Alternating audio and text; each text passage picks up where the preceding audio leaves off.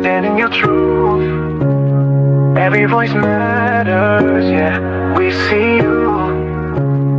Love who you are, let the world know. This is your moment, let your light glow. More than a story, more than a name. We break the silence, rewrite the frame. Autism, neurodivergence, every mind shines bright. Mental health, self-love, stepping into the light. For the parents, the dreamers, the ones who push through. Auesomely You, we celebrate you. Oh, oh, oh, oh, oh, oh, oh. Auesomely You, we rise, we shine. Vowing voices, breaking the lines. This ain't just a podcast, this is a move. Celebrating every story, making room. For the ones who speak in ways they don't understand. For the hearts that love big, for the ones who take a stand. For the ones who see the world in a different way. We amplify your voice, let the world hear what you say. Every challenge, every win, every step you take. You are seen, you are loved, this is your space. No more silence, no more fear. Auesomely You, we're standing here. We are the voices, we are the change. Hey, you guys, welcome to Auesomely You Podcast. Today we have a guest that's near and dear to my heart. She has been in my life officially a year. Y'all, I be keeping track. Of people I really, really, really like. Okay, so anyway, you guys, I'm going to tell y'all a little backstory of my instance, I guess. I met her in a parking lot at an award show here in Atlanta. I was putting on a booth my first time. Fun fact, wearing a bustier. I didn't know what I was doing. And she got me together to the point where I felt like she was suffocating me in the parking lot. But, you guys, she is so genuine, so sweet. She is a pose coach. She is a creative director. Queen is somebody that you need on your team. If you're in Atlanta, Georgia, I highly recommend you hiring her, booking her. But most importantly, she focused on mental health. And you guys already know I'm your host, Crystal Jordan. Let's get right into this episode. Hey, Queen. Hey, girl. Yeah, I love her. She's so honest and so real. Her personality is a lot sometimes, but I think once you get to know her, you'll realize it's just her coming from a loving space. So, Queen, I want you to tell your story. Like, how did you get into mental health awareness? But I want you to introduce who you are to the audience. I am Queen. I am from Virginia. I've been in ATL for 3 years. I'm a mother of 3. And she already told y'all a little bit, a little razzle-dazzle of the things that I do. And it's so much more to me. And hopefully y'all get to learn that today. So what made you really get into mental health? If you mind sharing your story on why mental health awareness is really important to you. I've been suffering from mental health issues since I was a kid. Where would I start with it? Just to throw this out there real quick and real fast. I will say it all circulated from me being molested, childhood trauma, growing up in the hood.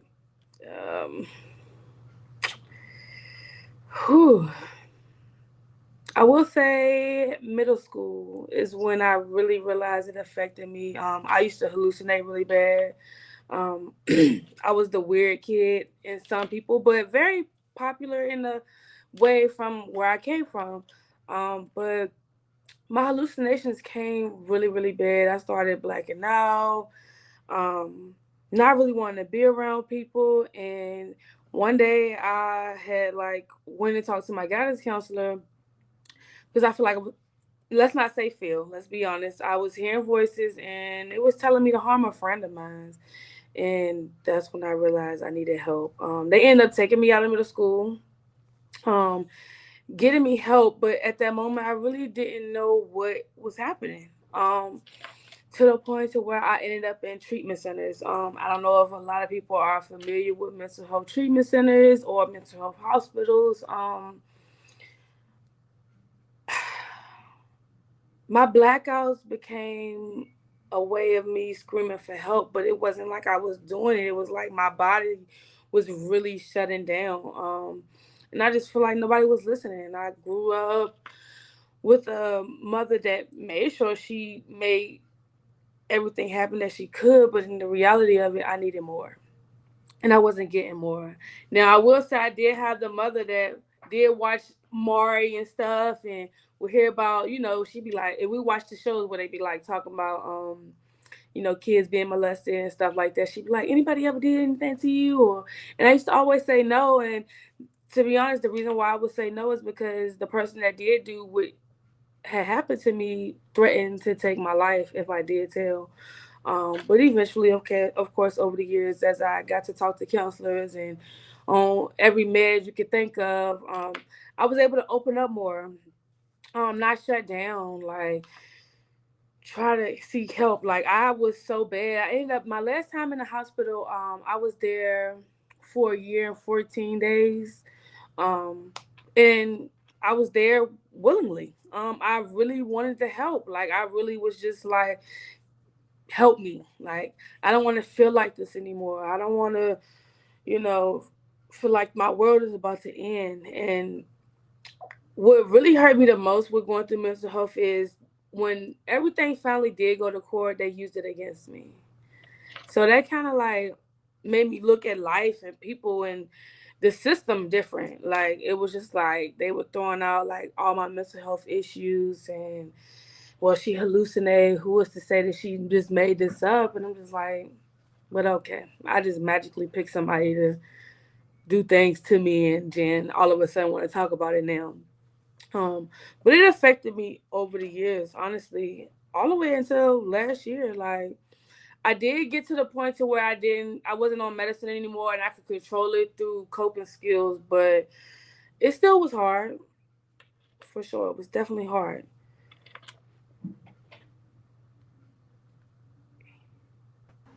I can only imagine. And I did put a disclaimer up for anybody listening or watching to understand that we're having an open discussion and this is her story. And if her story is too much for you, I want you guys to tune into the next episode because we're going to talk to Queen about her story. And I do want to say it's a disclaimer, a trigger warning, because I know that is heavy to discuss about being molested or not having people believe you or the people in your life not standing up for you. Only reason I know that is because I wasn't molested, but I've seen it. Growing up in a black neighborhood and seeing it sweep under the rug when he brings his mighty attention. So I understand where you're coming from. So now you was in that hospital for a year and a few months willingly. What are some tips you can give somebody who is trying to advocate for their mental health? They know they're not okay. They are not doing okay, and they really need your advice today. I will really honestly say seek help. Honestly, let's be honest. Growing up in the black community, black families sweep a lot of things under the rug. And thankfully, my mother didn't. What I will say is that she ain't do nothing right. She definitely did not sweep anything under the rug. She definitely didn't really understand what mental health was or why I was going through it because let's be honest, some of the things that I was going through was stuff that we see on TV. So a lot of people were like, oh, she's seen it on TV. That's why she acting like that. But in the reality, I was really going through these things and I learned more and more as I was going.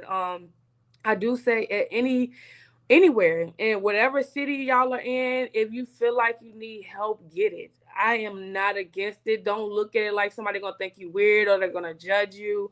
I was almost to the point last year where I was going to go back on meds. Like it was that bad for me. So feel free to reach out to me or whenever. I'm always there. Like work on yourself. Your mental health is so important. Like it's so important. Mental health can really shut you down. Like it really can kill you. I learned like just kept learning stress can kill you, overthinking can kill you, not seeking help can kill you, keeping things in, like all of that is real. Like it really is. And I mean now I just feel like seeing older people Like people my age going through it in their 30s, and I went through it in my kid years. It's like it'd be hard for me. I ain't gonna lie, it'd be hard for me because I'm just like, yo, like I went through that at a young age. And I'm in my 30s now and I still go through it, but at that young age, like when I think about life, like being in that treatment center for a year, I'm like, yo, like I really, it's scary. I hate that Black families ignore mental health. If you need help, seek help.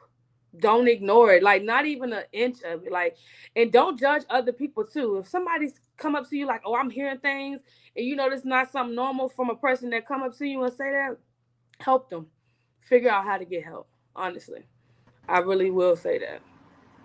Do you feel now that we're having more conversations about mental health that people are seeking help? Or you still feel like a lot of people are still sweeping it under the rug, acting like things are not happening? My experience here in ATL, I feel like a lot of things are being swept under the rug. But I will say I feel like people are more self aware. People are paying more attention. And like I said, they're learning at an older age that mental health is real. Like ADHD, bipolar disorders. Like we all know, growing up, when you was bad, it was you were on Ritalin and stuff like that. And I experienced that. Now I was never on Ritalin. I didn't get diagnosed with bipolar disorder until I got a little bit older, like in my teens. Um, but people really do suffer from that, and a lot of that can come from childhood trauma or from birth. Let's be honest. Some people just born and just chemically unbalanced, and you can't really judge them because it could be something that their parents took in, like drug wise or alcohol or stuff like that. So that's why I also tell people that, that are pregnant or get pregnant, like, don't do nothing. Please don't, because that it can affect us in any way. Not saying that that's how what happened with me, but it really truly can. Of course, Crystal, I got a child, so I know what it's like to deal with stuff like that. I'm not gonna lie, I have dealt with depression in so many different ways. I've dealt with postpartum.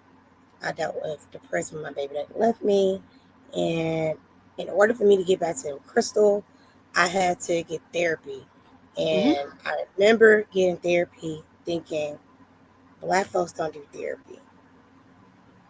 That was my first thought. But because I did do therapy, I am who I am today, and she really helped me navigate this thing called life. And she gave me the tools, some tools I needed. So in therapy, what tools have you have learned to help somebody else listen to this episode who don't want to admit they have a problem? If I'm being honest, I really did give my therapist a hard time because I have this thing, well, probably still to this day and age, I shut down. Because I feel like in my younger days I really wasn't heard. And that's not even just like mental health, just like the smallest things. I just feel like I wish I would have been heard more. I probably would be a little bit more open and not scared to speak up. But now, today, I do because I gained the skills of when I would go through stuff like writing stuff down, taking a walk, water. I love ocean water. But of course I didn't have that access. So any type of water that I could get to by myself, I would get it. So I don't know. This is a touchy situation. This is a touchy conversation for me, honestly.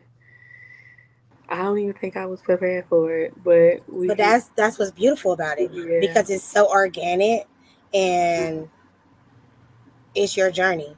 You only have to share what you want to share. yeah, You're not obligated to share what you don't want to share. yeah. Um, I believe this is going to help somebody else, because what I love about you is a lot of people don't know what you're going through. All they see is, and I also dislike this about you as well, being honest.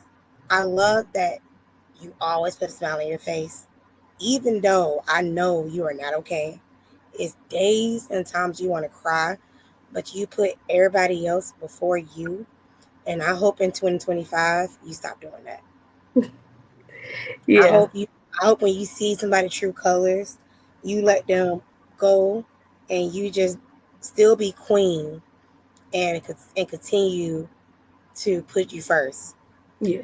Because I know personally you're going through a lot, and when I found that out, I immediately reached out because a lot of times our strong friends are the ones who are struggling the most in the darkness. Like your light is somebody else key to their darkness, but where is your light to your darkness? Yeah. I also too will say like you honestly know when people are going through mental health. They mask well. I'm a person of mask. I know how to, like you say, I smile about everything. I joke. I laugh. Another I will say a positive outlet for me. With me struggling with mental health is that fashion, art, anything artsy, music, anything I can do to be creative. And I will say in my most creative times is is those moments where I'm just like not trying to stress out or not trying to be in that stage.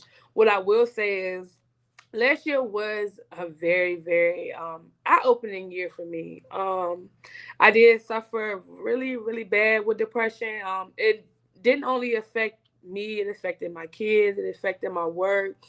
Um, I had a couple of times last year where I wanted to just take my own life, and I really had to get myself together mentally. And every time, I don't know if you remember when I had posted the shoot that Key did with me and my kids. But that shoot saved me. That photo shoot with my kids saved me because at that moment, at that time, I was completely over it. I broke down so many times doing that photo shoot that I couldn't even keep myself together. Um, for those that don't know a little bit about me, I've been here for 3 years. Um, when I first got here, my son's father was granted physical custody of him, which was a big trigger. But before coming here, I was homeless for 6 months. Um, and I prayed and I kept my head above water and I just kept pushing. And last year, some things did happen to where like I had an eye opener. I had to find a place for me and my kids to live. Um, whew. And when I tell y'all, battling all of that, I was fully divorced then, but it was like, damn, I'm in Atlanta, I'm by myself, and it's just my kids. What am I gonna do? And that moment where I really had to figure it out, that's what I will say is I'm so thankful for my best friend Key. Like, if it wasn't for her, I don't even know where I would have been. Her and a friend, my friend that let me stay with her in 3 weeks. God made it happen. I got a place. But it's like when I got that place, I was such in a good space, but it was like so hard because now I got a phone bill, now I got a rent to pay, now I got all these extra bills, and it's me by myself. And when I tell y'all, I was pushing through the year. The first shoot I did with y'all ever, I wasn't supposed to be there. I had plans for myself. I'm not gonna lie, and the fact that nobody really knew what was going on that day was crazy to me because it was like afterwards I'm like, okay, you got a purpose. It's life is bigger. It's other things out here. It's ventures. You're sitting in front of a celebrity and didn't even know it. You're being able to be creative. So when I get to be in my creative space, it does help me a lot. It does push me to be greater. I know it's more out there. What I will say is this year I have been in a space of faith and hope and blessings. Like I don't know. I will say this year, I have my little moments with depression, but it be just parenting be the things that trigger me sometimes. But what I will say is I am in a better place. I am. My partner is amazing. My kids are doing good. Of course, I'm going through the custody battle with my son. um Work is good.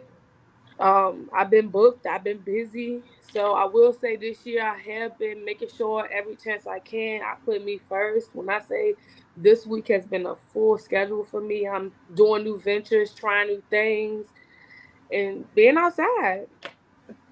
I love that. And oh my God, when I say the first time that shoot that you did was so amazing. When I say you gave her a new look, because it's funny because it's supposed to be somebody else in your spot that was your friend.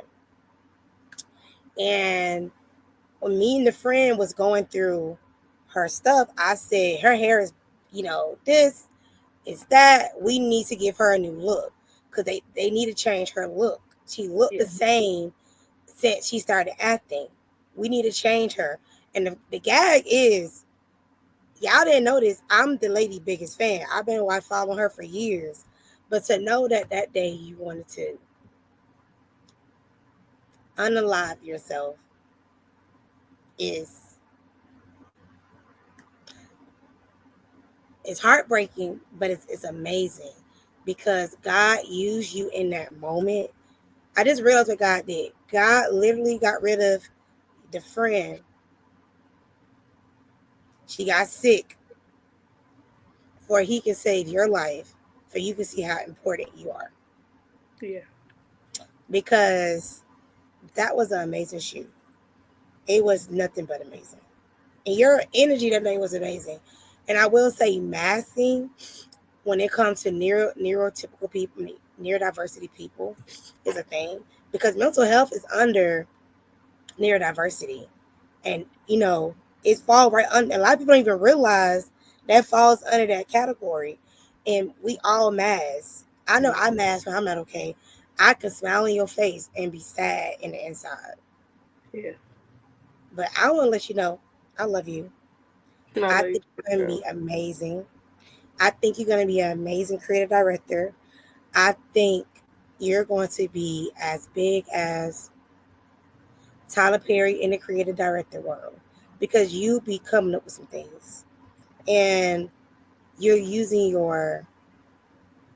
what you're going through, your pain, to be for your purpose. And your kids need you. Your best friend needs you. Hell, I need you.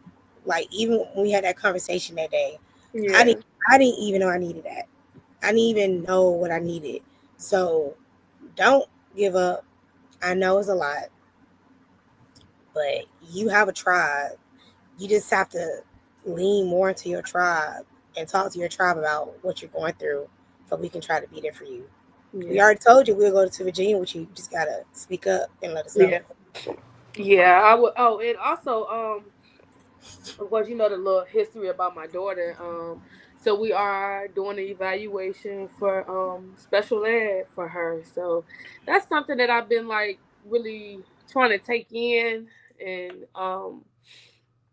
deal with because I'm like, wow, I wouldn't have never thought, but she did struggle this year really bad in school, and I'm not going to be the parent to ignore that. I'm never against her being on meds because I think that's kind of like the route that we're going. Um, Krista do know that my daughter is adopted. I've had her since birth. As we talk about mental health, I met her mother in a mental health institution. So yeah, she's my family. We was there together. I was there willingly. She was there unwillingly. And we have been just tied in since then. Her mother is on drugs and stuff, and mentally going through mental health issues still to this day. So yeah, I think that's so beautiful that you decided to. You just met somebody, and I'm going to take in your kid to make sure they have a more stable environment. But I know I'm not okay. Don't nobody know how powerful that is taking somebody else's kid. How I know, I took in my best friend kid when she was not okay. And she was going through a lot. And a lot of people judged her, but I was the one like, no, she's not okay. How can yeah, you raise a child and you're not okay? You have to feed your child from your overflow. So I think what you did by adopting your friend child is amazing. And I wish more people understood how important that is. Sometimes moms need breaks. That is not. That's like a taboo thing to say. Moms need breaks just like dads. Dads get breaks whenever they want it, Yeah. not us. Yeah. So I appreciate you taking her in. But now we about to get to some fun. I know you're Okay. like, where's the fun? So this is the awesomely fun, keep it real segment. So I'm gonna ask you this because I think it's gonna be good. The last text you sent. Look at your phone. What was the last text you sent? Keep it PG-13. Because I don't know what your phone. The last text. The last PG-13 text. Um, the last PG-13 text. Yep. Why are you aren't on camera, y'all? Y'all ain't see me. I'm trying to catch it. I will say the last one was me telling my girlfriend how much I love her. Cause she said I love my girlfriend so much, and I was like, I love you too. So I will say that was the last PG-13. I love that. I can't wait till I start getting messages like that when my boyfriend texts me, I love you.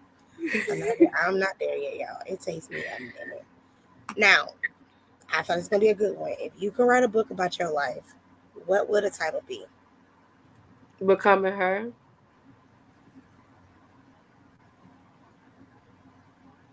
Because you are becoming her because you're now trying to walk in. You're not trying. You're now walking in your purpose. Yeah, I got I don't know if you familiar with Christina Savannah. She got a song called Becoming. You gotta listen to it. I know who she is. I listen to Yeah. her music. I like Yeah. her song called Self Love, Self Care. Yeah. They call it Self Love, Self Care. It was one of them. Yeah. So, what makes you feel awesomely you? My personality. I'm falling in love with my personality. I'm not even gonna lie. I'll be recording, I do these videos and I'll be like, wow, I really did that. Just being myself, like, my personality, what I will say is I tell people, which you probably wouldn't believe, people don't, I am shy. I struggle with talking. So I'm gonna tell y'all a little sneaky thing about me and what I do. Um, I love fashion, as we all know. I use my fashion as a cheat sheet. So when I gotta go to events and stuff, my outfit has to speak for me. If my outfit does not speak for me, I will not be going. I need my outfit to attract people because I be so scared to. I'm in a big world here in Georgia. I come from a small place, so it's easy at home. But here, I be so nervous to just talk to people first. So my outfit has to talk for me, and I've been doing a pretty good job with that. Okay. I'm gonna find one more, y'all. Because we are in season 2. So let's see. Hmm. If you could trade places with anyone for a day, who would it be and why? If I could trade places with anyone for a day, hmm,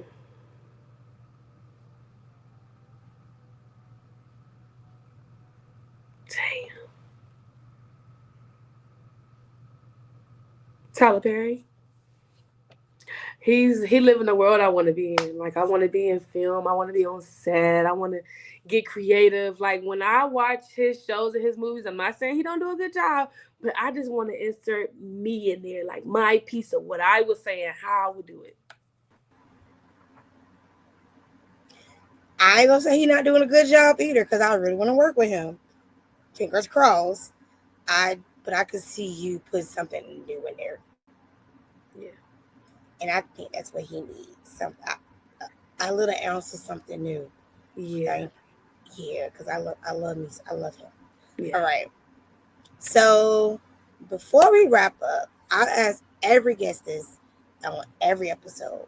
I'm big on affirmations, and I know you are too.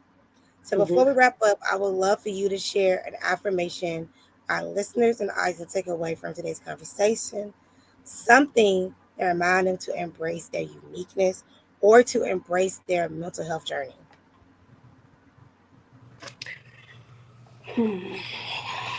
As I sit here and think, all I can say is confidence is key, okay? Communication is key. Ain't nobody gonna know where we want to go, what we need, and what we want if we don't speak up. Last but not least, live, laugh, and learn. Okay? Live, laugh, and learn. A lot of us don't be open to learning. We want to know it all. But if you have that space to learn, we'll get far. Can you say your affirmations again? The first one, repeat that one, and the second one, repeat that as well, so they can say it with you. Ooh, you caught me off guard. The first one is, ooh, Crystal, you called me. I will say, let's say the second one first, because I definitely remember that, because I say this to myself. Live, laugh, and learn. Live, laugh, and learn. What was my first one? Y'all know I do this every day. Jesus. Oh, confidence is key. Communication is key. Because if we don't communicate, we won't get what we want, what we need. Communicate, y'all. Speak up. But confidence, always. Y'all heard that? That's a lot for me to say, y'all. So I got the last one, live, laugh, learn. Because I have learned to live in the moment, to learn, and laugh at. This is a one episode I'm gonna cuss on y'all. To laugh at the bullshit. I have learned to laugh at fake people. I have learned to laugh at things that no longer align with me. I just learned to just laugh. And I also tell people too, like, the best way to show somebody who you is to continue to be you. Boss up. She do say that all the time in real life. Boss up. Listen, she say it all the time. When I tell you I don't do nothing but step on next, everything I do is with pure intentions. And that kills a soul within. It does. Because when you really come just being yourself and you don't have to fake or wear a mask to be nothing you're not, people are going to receive it how they want to receive it. Mm-hmm. And like I told you, when I first met you in the parking lot, girl, who knew a year later we'll still be like talking, like right, friends, like crazy. Yeah. Now, before we really end, I need the audience to know where to find you. If you have any offers, if you are doing anything, let them know. If they're in Atlanta, how can they book you? Because if y'all book her for y'all photo shoot, best thing you ever did. Well, all my social media platforms is In the Life of Queen. I will say that's my email too, In the Life of Queen. What I will say I am doing too right now is I am giving away some plus size clothes. I'm trying to clean out my closet so I can add more to it. So I am trying to do that. I also am starting to plan link ups in Atlanta just to work on, being able to speak in public and network with people without me using my clothes to talk. But so yes, make sure y'all hit me up on In the Life of Queen. That is my email. That is all my social media platforms. Your girl do content, so if you want to connect on that as well, hit me up. As I say every week, I hope you guys enjoyed this episode. I need you guys to follow her on Instagram, like her up, support whatever she's got going on. And then if you have some plus size clothes that you need, contact her. I really want her to donate it to a shelter because I feel like they would need that. But also, I need you guys to like, comment, and subscribe to Auesomely You Podcast. If you want to be featured in Auesomely You Magazine, go to AuesomelyYouMagazine.com. The website is officially up. Took me some time, but it's here. So go on my website and do whatever you want on there. There's a lot of stuff on there. Do whatever you want. Without that being stated, there's your episode. Bye, you guys.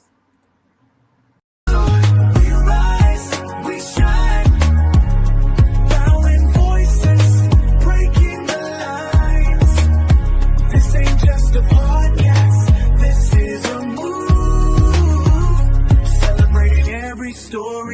making room.